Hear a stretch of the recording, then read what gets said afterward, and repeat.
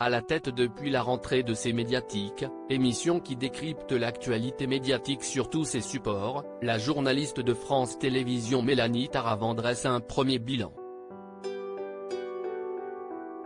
6 ans après l'arrêt de l'émission Média le Mag avec Thomas Hugues sur France 5, la chaîne a relancé en septembre dernier un magazine dédié à l'actualité des médias présenté cette fois par Mélanie Taravant. C'est Médiatique, à retrouver tous les dimanches à 13h30 sur la 5 avec Raphaël Baillot et Julien Pain. À l'heure du premier bilan, la journaliste évoque pour Télé Loisirs la manière dont son émission C'est Médiatique a évolué ces dernières semaines et se réjouit de ses bonnes audiences. Rencontre. Les audiences ont augmenté de 40%. Télé Loisirs, C'est Médiatique a récemment évolué sur la forme avec un sujet fil rouge par émission. Vous allez garder ce nouveau principe, Mélanie Taravant? Oui. Avant, nous traitions plus de sujets, mais cela laissait moins de place à la réflexion. Le principe d'un seul thème nous a semblé plus pertinent. Avant, nous traitions plus de sujets, mais cela laissait moins de place à la réflexion. C'est un choix à double tranchant, si le sujet intéresse le téléspectateur reste jusqu'au bout. Dans le cas contraire, il s'en va. Pas forcément.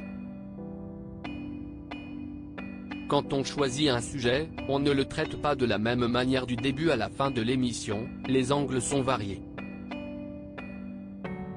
Nous nous demandons plutôt quelle plus-value nous pouvons apporter. C'est Médiatique est enregistré le vendredi.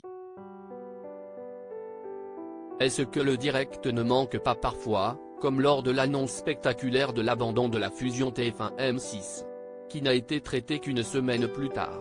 Nous avons été présents à travers les feux de l'écran, une rubrique que nous pouvons adapter jusqu'au dimanche. Mais, en général, nous nous demandons plutôt quelle plus-value nous pouvons apporter. Avoir un peu de recul peut aussi être utile. Depuis la rentrée, l'émission réunit en moyenne 2% du public, un score en dessous de la part d'audience moyenne de France 5 qui était de 3,6% en 2022. Êtes-vous déçu? Non. Nous sommes plutôt très contents de ce début. Les audiences ont augmenté de 40% par rapport à la moyenne de la tranche l'année précédente. Il faut laisser à l'émission le temps de s'installer. Une belle maison se construit avec des fondations solides, c'est-à-dire s'assurer que ce qu'on propose est qualitatif et sérieux. Il n'y a pas de petits et de grands sujets. C'est Médiatique ne manque-t-elle pas de sujets populaires? Le record de saison a été atteint au mois de novembre avec un débat sur Cyril Hanouna. Une semaine plus tôt, l'émission avait fait un flop en évoquant le patron de Twitter, Elon Musk. Notre feuille de route est de traiter de tous les sujets qui traversent notre société médiatique. Il n'y a pas de petits et de grands sujets. Charge à nous de bien les traiter pour apporter des outils de réflexion à nos téléspectateurs. Est-il facile de parler de France Télévisions quand on est diffusé sur le service public? L'arrêt de l'émission de Claire Chazal Passage des Arts sur France 2 a, par exemple, été traité à minima chez vous. France Télévisions ne nous a jamais appelés pour nous interdire de traiter d'un sujet. Dans le cas de Claire Chazal, nous avons donné l'info et nous avons présenté la nouvelle émission qui lui succède.